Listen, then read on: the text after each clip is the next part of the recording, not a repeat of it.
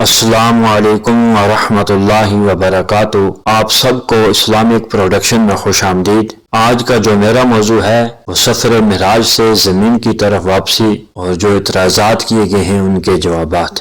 سفر معراج محبت و عظمت کا سفر تھا۔ اس سفر سے اہل زمین کی طرف واپسی بھی محبت اور عظمت کی مظہر تھی۔ بعض کتب تفاسیر میں اس امر کی تصریح کی گئی ہے کہ واپسی پر بھی حضور پر نور صلی اللہ علیہ وسلم کی خدمت اقدس میں براق پیش کیا گیا۔ اس کے ذریعے آپ علیہ الصلوۃ والسلام واپس مکہ مکرمہ تشریف لائے۔ جیسے جاتے ہوئے ہر آسمان پر ایک برگزیدہ نبی اور ملائکہ کے ساتھ ملاقات کا مفصل ذکر ہے، ایسے ہی واپسی پر تفصیلی ملاقاتوں کا ذکر موجود نہیں، لہذا واپسی کی تفصیلات اور جزئیات اللہ اور اس کے رسول کو ہی معلوم ہے۔ صحیح بخاری، صحیح مسلم اور دیگر کتب حدیث میں موضوع معراج کا تفصیل سے ذکر ملتا ہے۔ واپسی کے دوران چھٹے آسمان پر جب سیدنا موسیٰ علیہ السلام سے حضور علیہ الصلوۃ والسلام کی ملاقات ہوئی تو حضرت موسیٰ علیہ السلام نے دریافت کیا کہ یا رسول اللہ صلی اللہ علیہ وسلم، اللہ رب العزت کی بارگاہ سے اپنی امت کے لیے کیا تحفہ لائے ہیں؟ تو اس پر حضور علیہ الصلوۃ والسلام نے فرمایا کہ مجھے اللہ تعالیٰ نے میری امت کے لیے 50 نمازیں یومیہ عطا کی ہیں۔ تو موسیٰ علیہ الصلوۃ والسلام نے عرض کیا کہ میں نے اپنی امت پر بہت محنت و مشقت کی تھی، جس سے حاصل ہونے والے تجربے کے نتیجے میں یہ عرض کرنا چاہوں گا کہ آپ واپس تشریف لے جائیں اور اللہ کی بارگاہ میں نمازوں میں تخفیف کی درخواست کیجیے۔ یا رسول اللہ، آپ کی امت 50 نمازوں کا بوجھ نہیں اٹھا سکے گی۔ تو حضور علیہ الصلوۃ والسلام نے اس مشورے پر عمل کیا اور وہاں سے پلٹے اور رب کائنات کی بارگاہ میں حاضر ہوئے اور امت کے لیے 50 نمازوں میں کمی کی استدعا کی۔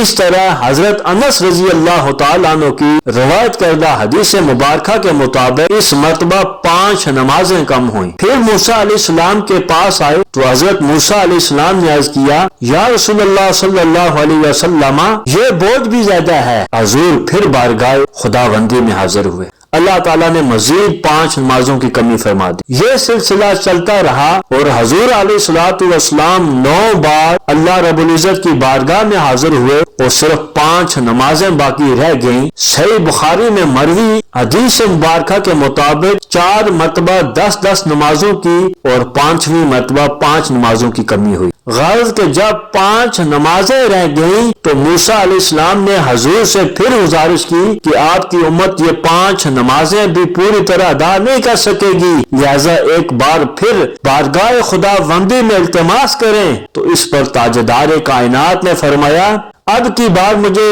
جاتے ہوئے شرم آتی ہے۔ حدیث کے الفاظ اشارہ کر رہے ہیں کہ اللہ کی طرف سے اپنے محبوب کی بات ٹالنے کا تصور ہی نہیں، یعنی اگر ایک مرتبہ پھر حاضری ہو جاتی تو مزید کم بھی ہو سکتی تھی، مگر حضور علیہ الصلوۃ والسلام خود ہی حاضر نہیں ہوئے۔ پھر جب حضور علیہ الصلوۃ والسلام وہاں سے چلے تو اوپر سے آواز آئی کہ ہے محبوب، نمازیں تو میں نے 5 کر دی ہیں، لیکن ان 5 نمازوں کے ادا کرنے پر ثواب تیری امت کو 50 نمازوں کے برابر ہوگا۔ روشنی کے سفر کی اس سے بڑی بدقسمتی اور کیا ہوگی؟ حروف حق کے اجالے پن پر گروہی اور مسلکی مفادات کی سیاہی اس حد تک مل دی جائے گی کہ خورشید جہاں تاب کی کرنوں پر جہالت کے اندھیرے مسلط ہو جائیں اور صبح نو کے اجالے پس منظر میں چلے جائیں۔ دین کو مختلف خانوں میں بانٹ کر ہم نے خود ساختہ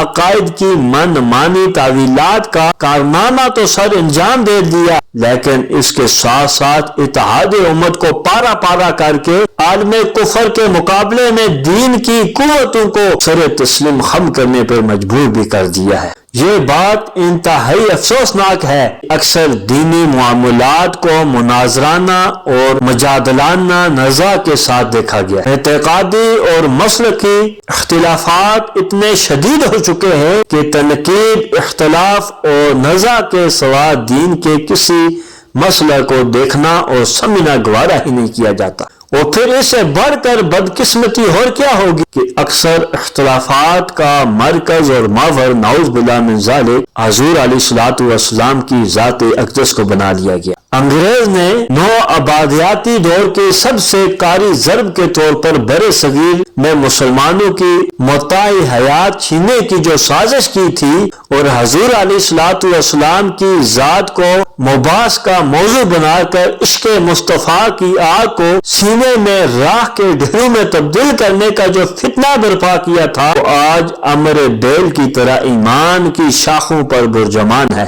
نت نئے فتنوں کے ساتھ کبھی حضور کے اختیارات اور تصرفات موضوع مناظرہ ہیں تو کبھی آپ علیہ الصلوۃ والسلام کی شخصیت مبارکہ یا علم مبارک، کبھی آپ کی روحانیت اور اس کے فیض کا کائنات میں ہمہ وقت جاری اور ساری رہنا موضوع باس ہے، تو کبھی بشریت اور نورانیت۔ حضور علیہ الصلوۃ والسلام کے فضائل و کمالات کے بعد میں جب بھی کوئی آیت حدیث یا کوئی واقعہ ہمارے سامنے آتا ہے تو اسی زاویے سے اس امر کا جائزہ لیا جاتا ہے اور اپنے خود ساختہ موقف کی تائید میں الٹی سیدھی تعویلیں گڑھی جاتی ہیں۔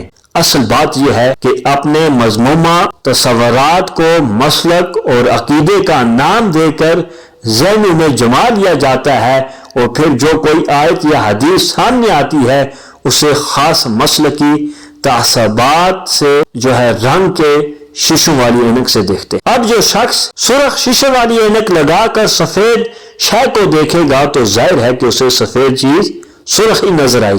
ان جھگڑوں کو ختم کرنے کی صرف ایک ہی صورت ہے کہ اپنی ان آنکھوں پر ایک ہی رنگ کی اینک لگائی جائے اور وہ رنگ صرف قرآن اور سنت کا رنگ ہو۔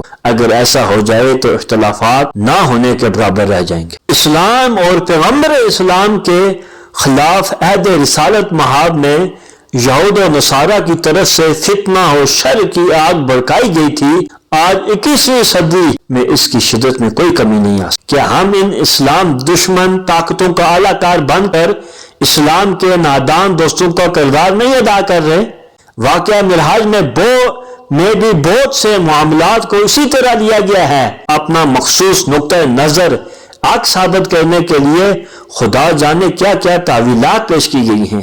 بعض دفعہ ایسا بھی ہوتا ہے کہ کسی واقعے کا اصل مدعا کچھ اور ہوتا ہے، جبکہ دین کا پرچار کرنے والے اپنے مطلب کی بات نکال کر اصل روح کو مسخ کر دیتے ہیں۔ جیسا کہ پہلے بیان کیا جا چکا ہے کہ اللہ تعالیٰ نے اپنے محبوب کو امت محمدیہ کے لیے 50 نمازیں عطا کی، پھر تقریباً 9 مرتبہ آنے جانے سے صرف 5 رہ گئی۔ تو آپ سوال کرتے ہیں کہ پہلے 50 کیوں دی اور راستے میں موسیٰ کو کھڑا کر کے محبوب کو بار بار کیوں بلوایا اور آخر میں 5 نمازیں کیوں رہ گئیں؟ اس کی حکمت تو نمازیں دینے والا جانتا ہے یا پھر نمازیں لینے والا؟ اللہ اور رسول نے اس کی وجہ بیان نہیں فرمائی۔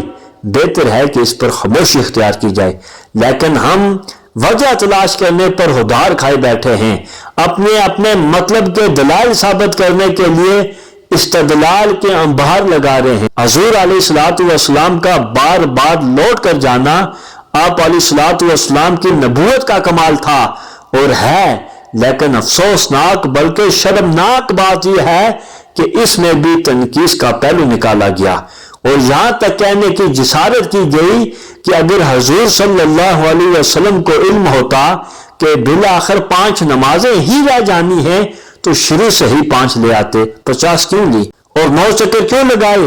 یہ ایک متصابانہ رنگ کی اینک ہے۔ جب اس رنگ کی اینک سے اس حدیث پاک کو دیکھا جائے تو یہی کچھ نظر آتا ہے۔